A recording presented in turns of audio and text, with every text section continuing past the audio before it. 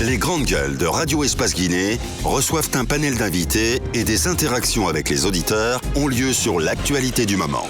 Les colères, les propositions sont entendues. Les grandes gueules de Radio Espace Guinée se veulent un reflet des préoccupations des Guinéens. Les grandes gueules, une émission populaire qui invite des politiques, des économistes, mais aussi des acteurs de la société civile guinéenne. À suivre tous les jours, 9h-11h sur Radio Espace Guinée et nos radios partenaires. C'était donc Souley Kangel en direct de Paris et donc qui assume sa part des responsabilités dans ce qui s'est passé dans les sorties de son patron, il a celui d'Alain Diallo. On en vient à notre invité, vous le voyez à l'écran, vous le découvrez. Ibrahim Sano, il n'est pas sa première chez les grandes gueules, coordinateur du mouvement dénommé Patriotes pour l'alternance et le salut, et un mouvement qui prône donc l'alternance en 2020 et qui dit en 2020 l'alternance est une obligation et non une nécessité, clame haut et fort un mouvement dénommé à juste titre Patriotes pour l'alternance et le salut, lancé fin avril à Conakry, et opposé à toute idée de révision ou de changement constitutionnel. Le mouvement demande à l'actuel chef d'État Alpha Condé ni plus ni moins que de s'en tenir aux limites constitutionnelles du mandat présidentiel et de sortir par la grande porte en 2020. Il est avec nous, on va l'interroger. Bonjour Monsieur Sano. Bonjour Monsieur Abakar et bonjour à vos auditeurs. Bienvenue dans notre émission. Allez-y Antoine. Ce qu'il faut rappeler, c'est que Sano vous êtes celui qui avait effectué la marche de Kindia à Conakry. On s'en rappelle encore. Parlons de ce débat autour de la nouvelle constitution, de ce mouvement que vous créez. Dites-nous, ce sera quoi son rôle? Son rôle, premièrement, c'est de répudier ce que j'appelle le bourrage des crânes, ça fait un an. Allez-y. C'est de répudier donc le bourrage des crânes, parce que nous voyons ici que la coalition de courtisans arrive pratiquement à abreuver les Guinéens de fausses informations. C'est de le faire, c'est d'œuvrer aussi à faire échouer donc les programmes et pratiquement les stratégies cabalistiques qu'ils ont contre le peuple de Guinée. C'est d'aller donc d'appeler le peuple dans le rassemblement, dans le rejet des clivages idéologiques à aller à l'alternance, le seul sali qui vaille pour 2020. Vous dites en 2020 l'alternance n'est pas une nécessité, mais une obligation. Pourquoi? L'obligation, non, mais elle est triple. Premièrement, c'est une obligation constitutionnelle. La question, elle est réglée par la Constitution, très clairement. Je ne vais pas m'attarder beaucoup là-dessus. Le temps ne nous permet peut-être pas. C'est que je trouve qu'il est un peu mal que les gens s'intéressent à l'article 51, qui est quand même dans un titre 3 et le sous-titre 1 qui parle du président de la République. Il y a une disposition constitutionnelle très claire par rapport à la révision de la Constitution. C'est le titre 18 qui est consacré, qui est très clair, qui dit de la révision. Et donc, on ne peut pas contourner les règles de la révision constitutionnelle en s'attaquant à un article qui est mal placé. Le faire, c'est appeler une fraude à la Constitution. Et dans cet article 152, il est dit clair que le président de la République a une initiative de révision. En lisant les titres 153 et 154, on comprend qu'il y a des interdictions conditionnelles, des interdictions absolues, qu'on pourrait appeler des intangibilités. Il ne peut donc pas changer de constitution, il ne peut pas appeler à mettre en place une nouvelle constitution. Ce qu'il peut faire, c'est de réviser. Et la révision, c'est de suivre forcément les procédures et les formes instituées par la Constitution de 2010. Parce que le constituant qu'il aura à mettre en place ne sera pas originaire, il ne sera que dérivé. Et la révision de la Constitution aussi doit se faire dans les limites. Dans les limites donc consacrées dans la forme et les procédures instituées par la Constitution elle-même. On comprend clairement que le président n'aura que ce que je peux appeler une possibilité de révision. Des révisions, même pas totales, mais des révisions partielles. À condition qu'on suive aussi les procédures comme cela. Une révision qui ne touche pas aux intangibilités. Si, d'ailleurs, ce n'est pas seulement ça, ça c'est le fond. La forme aussi, elle est importante. Ouais. C'est qu'on ne peut pas appeler du jour au lendemain au Vox Populi pour dire le référendum. On sait que l'article D est très clair par rapport à qui exerce le référendum. Et on sait aussi qu'il y a un article qui parle de la Cour constitutionnelle, l'article 94, qui dit même que on peut pratiquement former ce que je peux appeler des revendications contre le président lorsqu'il pourra faire usage abusif de l'article 2 de la Constitution. Et aussi l'article 45 qui dit qu'il doit veiller au respect de la Constitution. C'est très clair là-dessus. Donc le débat ne doit pas se poser. Ça ne se pose pas. Tout ce qu'ils le font sont au service d'une idéologie. Soit que naïvement, par aménité, ils se font manipuler, soit que pratiquement, ils servent de caution donc au pouvoir. Parce que d'ailleurs, vous devez comprendre qu'il y a ces stratégies partout où les dirigeants ont reçu leur forfaiture. Ils se sont servis des intellectuels, des universitaires, des légistes pour donner un contour idéologique à leur forfaiture. Vous pouvez voir qu'au Congo, Denis Sassou Nguesso a utilisé Thierry Liézin Mungala et Alain Akwala, et au Cameroun aussi, Paul Biya ne s'est jamais exprimé. En tant que ventriloque, il s'est toujours exprimé par ses universitaires. Aujourd'hui, vous voyez qu'en un premier temps, ils ont travaillé dans deux temps. Le premier temps, tous ceux qui avaient accès à l'espace public, qui étaient des juristes renommés, qui osaient les médias, on les a nommés quelque part. C'est une façon de dire, occupez-vous donc de ce qu'on a à vous donner, taisez-vous. Donc là, ils sont astreints un peu à ce que je pourrais appeler à la réserve. Faites référence à qui? Et d'autres, je dis pas des noms, le débat personnel ne m'intéresse pas. Bien. Mais après, on a utilisé le légiste le plus grand pour dire voilà ce qu'il a dit. Et comme vous remarquez, tout ce qu'il a dit, c'est ce que le RPG avait dit avant. Pour un grand universitaire comme lui, je vais bien comprendre qu'il était...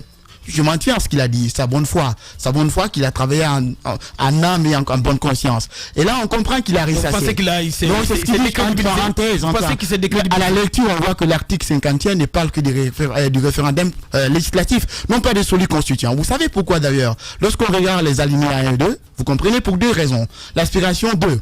D'ailleurs, ça fait allusion à l'article 11 de la Constitution que De Gaulle il a utilisé en 1962 pour pratiquement abolir la Constitution. Gaston Monnerville s'est opposé, le seul. D'ailleurs, il parle de droit, le seul. À l'époque, en France, qui avait accepté, le seul juriste, c'était Pierre Lampoué. Et Pierre Lampoué, par la suite, il a été accompagné par Gaston Vedel. Mais les universitaires ont dit que c'était pas la forme. Et là, on sait aussi que ce n'est pas la forme parce que c'est à peu près les mêmes choses. Et nous, bon, on ne peut pas jouer sur l'obscurité de la langue française et l'équivocité des termes juridiques, tout projet de loi. En lisant les deux articles 1 et 2, des alinéas 1 et 2 de l'article 51, on se rend compte que ce référendum législatif est institué pour deux choses. Premièrement, restituer au peuple le pouvoir qui lui a été confisqué par l'Assemblée. Premièrement, la seconde chose, c'est permettre au peuple, au président de la République, d'appeler à l'arbitrage du peuple lorsqu'il pourrait avoir un conflit en matière de proposition de loi entre lui et l'Assemblée. D'ailleurs, lorsque vous lisez des alinéas, vous comprenez très clairement. À la fin de l'alinéa 4, on dit tout projet de loi. Le projet de loi ainsi adopté doit se faire conformément à l'article 78. Mais est-ce qu'on parle de projet de révision? Vous comprenez que le législateur, le constituant, il a été très clair. La nuance dans la langue. L'article 150, tout projet de révision, l'article 51, donc on comprend qu'il y a deux référendums. Le référendum législatif dans le 51, qui ne parle pas du référendum constituant. Le référendum constituant qui peut faire modifier la Constitution dans l'article 152. Et il n'y a pas le troisième référendum dans notre Constitution. Comme on dit, le peuple, là je comprends d'ailleurs que c'est une substitution connotative que de vouloir en appeler au peuple. Là, dans notre Constitution, il n'y a pas un référendum d'initiative populaire, comme on peut voir en Suisse, comme on peut voir en Californie et dans d'autres pays. Bon, le peuple ne peut pas se décider parce que l'article 70 dit que le mandat impératif est exclu, nul et non admis, et que le vote des députés est personnel. C'est la première raison. La seconde raison, c'est une raison purement politique. Et on voit que le président de la République, on ne pourrait pas nier qu'il n'a pas entrepris un certain nombre de choses. Ouais. Mais aujourd'hui, au moment où pratiquement il lui reste quelques années, on peut encore parler de son bilan. Je crois qu'en termes de corruption, j'ai proposé là, tout le monde l'a vu, 41 solutions, je crois que le bilan il est mitigé. La Guinée devient encore l'un des pays les plus corrompus. Le président de la République avait appelé à l'autosuffisance alimentaire et finalement il s'est intéressé donc au secteur minier, à la rente.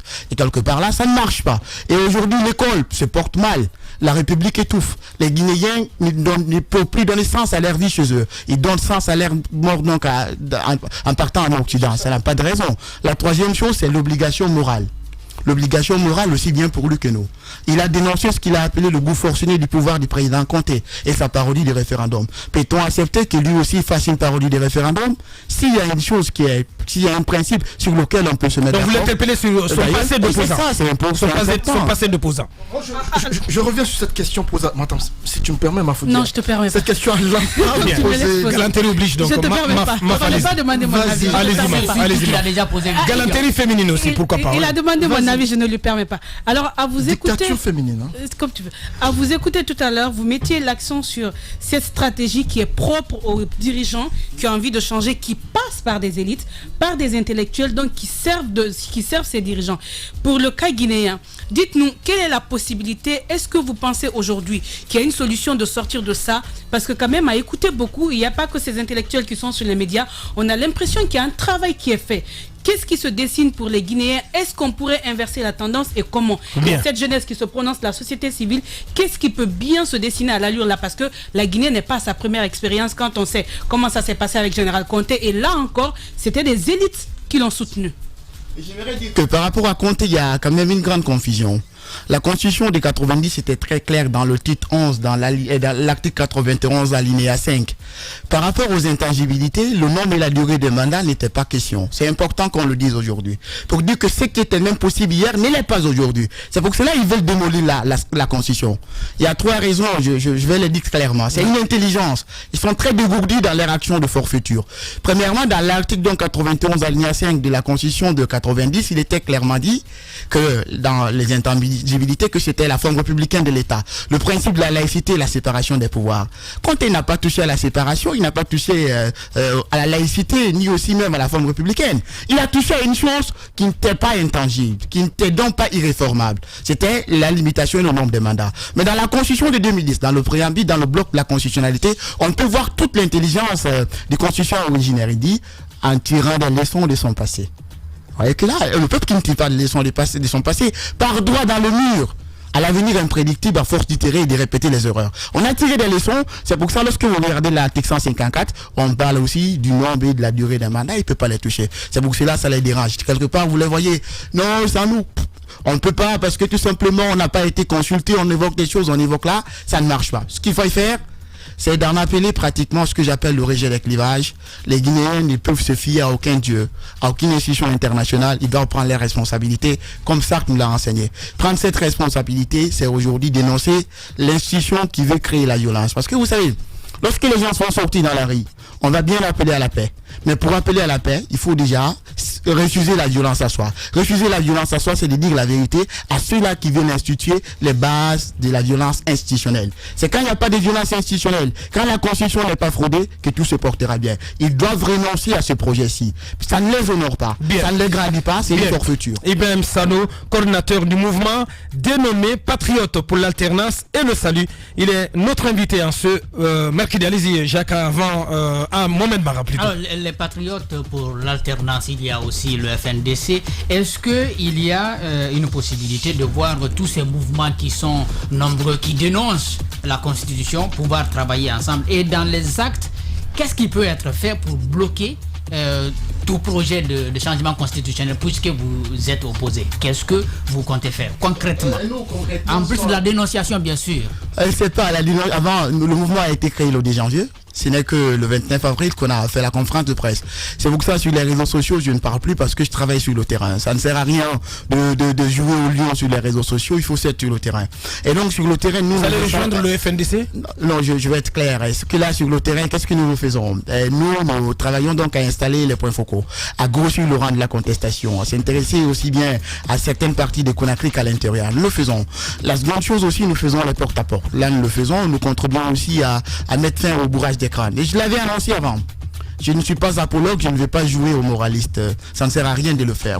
J'avais dit, lorsque j'avais fait ma marche pour la mémoire, pour l'alternance en 2020, contre la corruption, que si le président de la République, sur ces questions-ci, ne s'exprimait pas, ne nous donnait pas une opinion très claire par rapport à ces choses, que je marcherai donc de Yomoa ici. Je vais donc marcher de Yomoa ici. Bien, vous allez le Yomoa ici, je le dis, écoutez, je marche de Yomoa ici à partir pour aller partout à partir du mois de juillet, vers la fin du mois de juillet.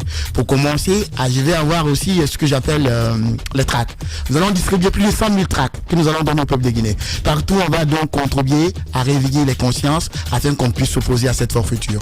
Ibrahim Sano, coordinateur du mouvement Patriote pour l'alternance et le salut, donc qui soutient qu'en 2020, l'alternance est une obligation et non une nécessité.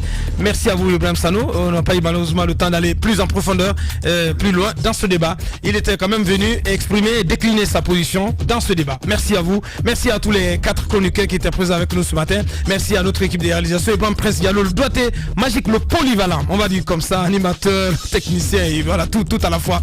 Vous avez écouté un peu partout, surtout à l'international, à l'étranger.